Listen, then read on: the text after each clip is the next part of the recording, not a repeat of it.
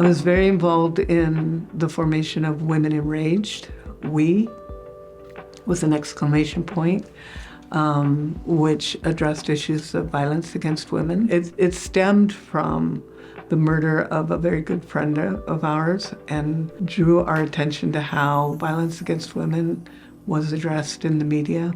Nancy Woollum was the rock of all our friends, solid in who she was, grounded and reasonable. At 36 years, Nancy was a strong feminist, always the ever-dependable, smart big sister and friend. The story is long and painful, but her partner Kirsten found Nancy dead at her workplace. Nancy was working after hours and a man broke in or talked his way in, which scenario we will never really know. He raped and murdered Nancy, leaving her there for Kirsten to find.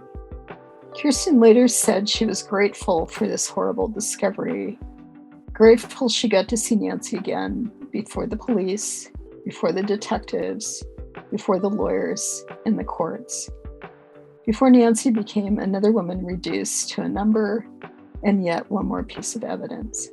Well, it was just common knowledge that the police were hostile to LGBT people. We did their training sessions for the San Bernardino police for new officers.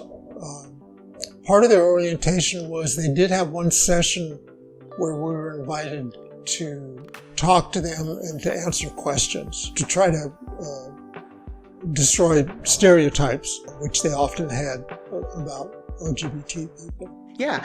So I think for me, one of the things that I learned very young was how on guard I needed to be. And what I mean by that is, I reckon moments of family dealing with like the police, knowing that I lived in a very policed area, right? I grew up off of Bell and Sepulveda, near Wall in San Bernardino. And so for those who don't know, that area is very high traffic crime. Now, as an adult, I understand being high poverty areas, right?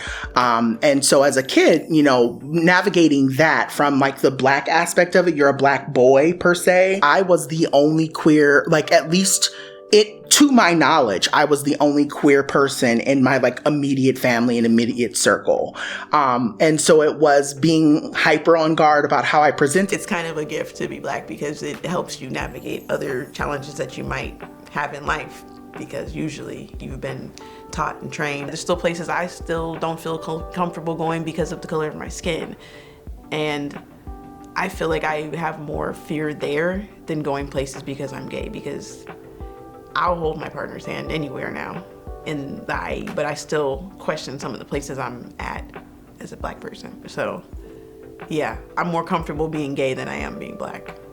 It's like we need to be there for each other. We need to support one another. So I feel like it comes down to like recognizing your connection, whether as a queer person, as of these different like communities with every other oppressed community around you. Like now, like we have to show up for like migrant communities. We have to show up for Black folks. We have to show up for like differently abled people. We have to understand our connection to everybody else around us.